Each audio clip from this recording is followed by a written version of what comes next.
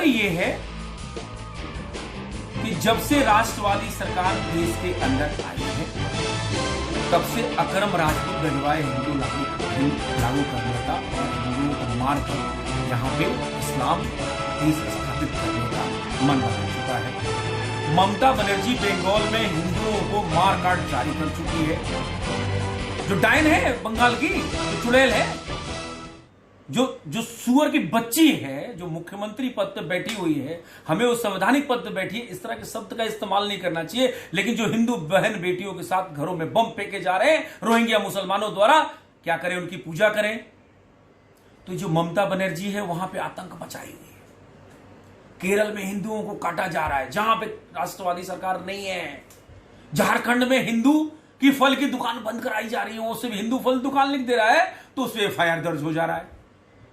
बाहर ये कौन सा हिंदुस्तान है, कौन सा भारत है भैया, जहां पे हिंदू लिखने पे तुम एफआईआर करोगे? करो, कितने एफआईआर करते हो? सुनो, हम उदारवादी थे। 5 करोड़ लोगों को 65 करोड़ देके त्रिपाल भी दे दिया, उस दिन पाकिस्तान भी दे दिया, उसके बाद भी तुम यहां बसे रहे और हमें ही काट रहे हो। और तुम इस फिराक में हो कि जिस दिन 35% हो जाओगे उस दिन इस पे गजवाए हिंद लागू कर लोगे। तो तुम्हारा जो बाप बैठा है ना केंद्र सरकार में, वो बहुत दिन बाद ईश्वरीय रूप में आया हुआ तुम्हारे इस राक्षसों का विनाश करने के लिए।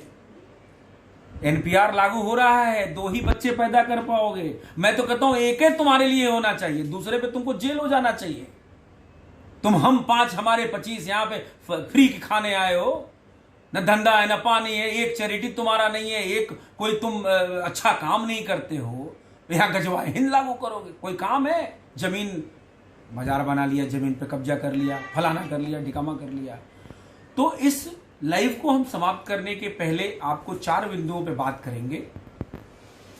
पहला बिंदु यह है कि ममता बनर्जी वहां पे बिल्कुल राष्ट्रद्रोही के मूड में आ गई है, खुल के आ गई है कि रोहिंग्या मुसलमानों से वोट लेके हमें बांग्लादेश अलग पश्चिम बंगाल चाहिए होगा, उसका मनसूबा पूरा नहीं होगा।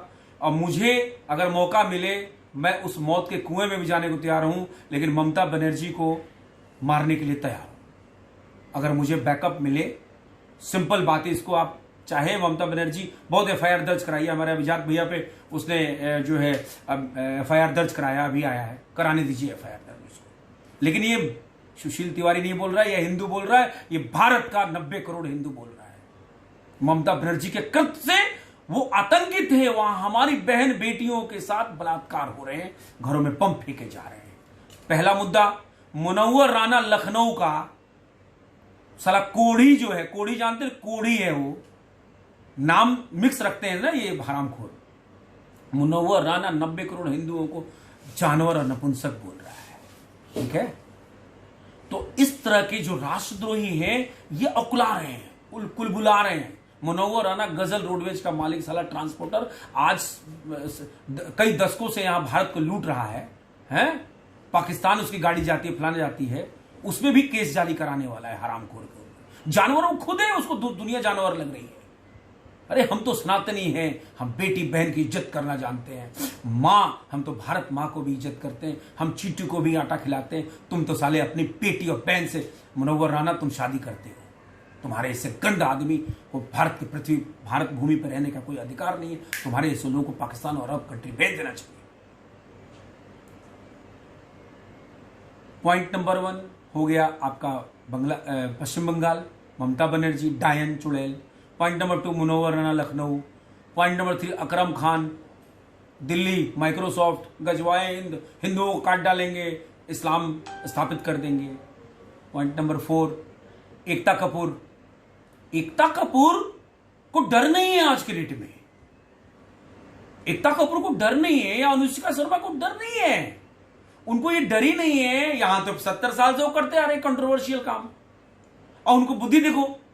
चूंकि जो ब्रॉडकास्टिंग मिनिस्ट्री है वो फिल्म को पास करती है तभी कोई फिल्म पिक्चर हॉल में लगती है, लेकिन ये जो वेब सीरीज आई है इसका कोई अभी नियम कानून बना नहीं है, तो इन्होंने लॉकडाउन के अंदर फायदा उठा लिया।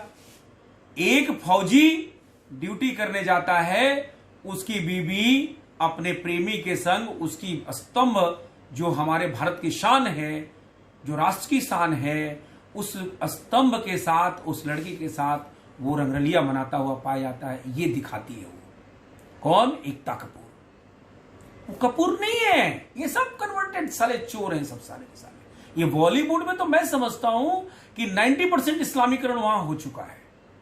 हाँ, साउथ की मूवीज में 10-5% या कुछ बचा हुआ है, जो है हिंदुत्व बचा हुआ है, राष्ट्रवाद बचा हुआ है। ये जितने खान है ना, सैफ अली खान, तैमूर खान, नसरुद्दीन शाह, जिनको डर लगता भारत के अंदर हरामखोरों को, जावेद अख्तर, शबाना आजमी, नसरुद्दीन शाह, आमिर खान, जो पीके मूवी में भगवान का अनुष्का शर्मा के साथ मिलके उसने जो है भगवान का अपमान किया।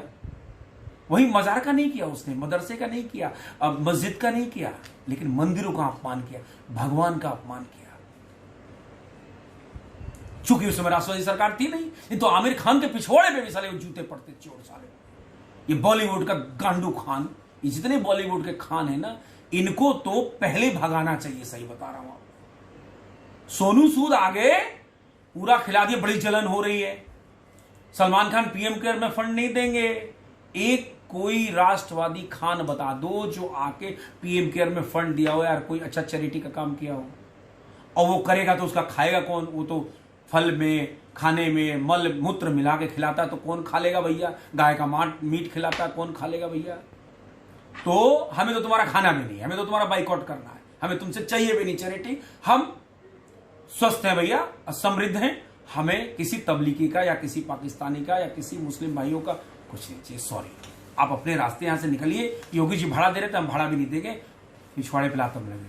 5 पॉइंट हो गए, 6वां पॉइंट आ जाइए। मुरारी बापू, चित्रलेखा, स्वामी चिन्मयानंद बापू, फलाना ढिकामा, चुरवा, अंडू बंडू, व्यासपीठ बना लेंगे, काली ये ले लेंगे। जैसे काला अंगोछा रखा, अरब कंट्री से करोड़ों रुपए का फंड आ गया। अरे वाह, मैं बन गया व्यासपीठ का मालिक। मुरारी बापू, चोर साले, कथाकार, बजरंगबली के नाम पे हिंदुओं को बेवकूफ बनाने वाले। तुम्हारे पंडाल में तो हिंदू आर्मी पक्का बम फोड़ेगी। चोर कहीं का सा घटिया कथाकार, घटिया चित्रलेखा, चूतिया चित्रलेखा। मतलब एक नंबर की मैं शब्द इस्तेमाल करूंगा ना, तो जो अनुष्का शर्मा के लिए इस्तेमाल कर रहा था ना मैं, वही शब्द वो जो कोठे पे मिलती ना, जिनको हम RA आगे नहीं कहूंगा @ वो है ये सब। अरब कंट्री से फंड लेके हिंदुस्तान के कृष्ण भगवान को नचनिया दिखाना, ये और काला कपड़ा पहनने का मतलब है, काले कपड़े का हमारे यहां भी बड़ा अच्छा काल भैरव, शनि भगवान चढ़ता है, ऐसा नहीं है। लेकिन ये सारे व्यासपीठ वाले उस काले कपड़े की आड़ में अरब कंट्री को एक सिंबोलिज्म देते हैं कि आई हैव ब्लैक अंग वस्त्र, ब्लैक अंगोछा, फंड विल रिलीज, और अरब कंट्री से फंड रिलीज हो जाता है। क्योंकि काला कपड़ा लेने का ही तात्पर्य है कि इन्होंने ये ठान लिया है कि हिंदू, मुस्लिम, सिख छोटी सिख तो हमारा ही है, हिंदू, मुस्लिम और ये जो ईसाई है, इस तरह के जो हैं, हमको हिंदू के बराबर में पहले तो इनको दिखाना है। क्या जाता है, मस्जिद की नमाज हो जाए तो हम अपना भागवत गीता पढ़ लेंगे। अरे तेरी हरामखोर चित्रलेखा, मिल जाए तो तेरे को जूते से मारूंगा, फर्क क्यों नहीं पड़ता है?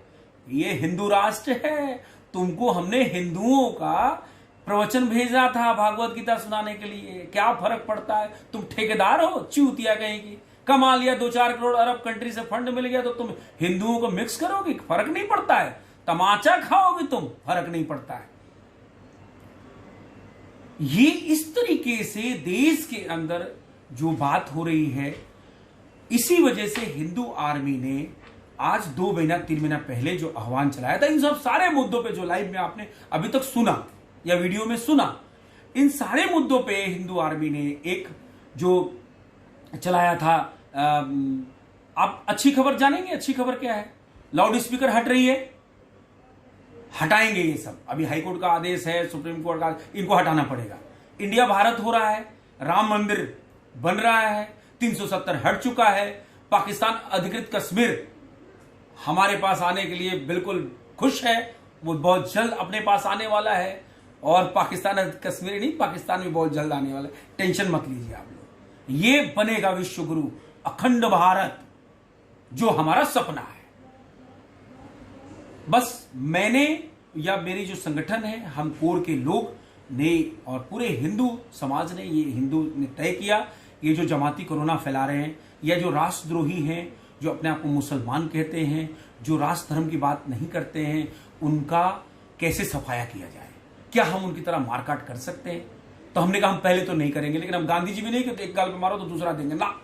तुम मारने की सोचोगे ना, उसके पहले तुमको तोड़ देंगे, नंबर 1। नंबर 2, हम तुम्हारा बाइकआउट करेंगे। सबसे आसान तरीका है इनको सबक सिखाने का। ये 70 साल से जो भारत में जमीन जिहाद, लव जिहाद, फलाना जिहाद, ढिकामा जिहाद जो कर रहे हैं ना, हिंदू मुस्लिम भाई भाई करके जो हमें बेवकूफ बना रहे हैं ना, इनका एक ही इलाज है दोस्तों। मेरे भारतवर्ष के हिंदू, मेरे विश्व के सनातनियों, हिंदू जहां भी आप हैं या जो भी हिंदू धर्म को मानने वाले लोग हैं, उनसे मेरा यही अनुरोध है कि जाने अनजाने में कोशिश करें कि इनसे सामान न लिया जाए और इनका बाइकआउट ही एक, इनका बहिष्कार ही एक बहुत बड़ा उपाय है जो हिंदू आर्मी विश्वव्यापी चला रही है। सड़क सड़क पे जाके कार्यकर्ता काम कर रहे हैं और बड़ा अच्छा सफलता मिल रहा है, क्योंकि हिंदू को जब ये बात पता लगता है ना कि ये तो 65 करोड़ लिए थे और अपनी जमीन भी लिए थे और चले गए, तो फिर यार रहे क्यों, और रह के यहाँ ये सब गलत काम ही क्यों कर रहे हैं, जमीन जिहाद क्यों कर रहे हैं। ध्यान से सुन लीजिए, किसी मजार पे मत्था नहीं टेकना है। वो जमीन जिहाद का एक बहुत अच्छा उनका माध्यम है। कब्र बना लो, जमीन जिहाद कर लो, आपका मजार बना लो, जमीन जिहाद कर लो, तो इस तरह का है। तो इनका एक ही उपाय है। मैं सभी को धन्यवाद करता हूँ जिन्होंने भी लाइव आया, जिनको जवाब दिया नहीं दे पाया, सभी को धन्यवाद करता हूँ, सभी को साधुवाद देता हूँ। लेकिन अंतिम में मेरा एक ही अनुरोध है, अंतिम में एक ही अनुरोध है कि सिर्फ बाइकआउट, बहिष्कार करना है। चाहे वो फिल्म इंडस्ट्री, बॉलीवुड के तालिबानी ये जो घुसे हुए लोग हैं, मैं फिर बीच में अपनी बात रोक नहीं पाता हूं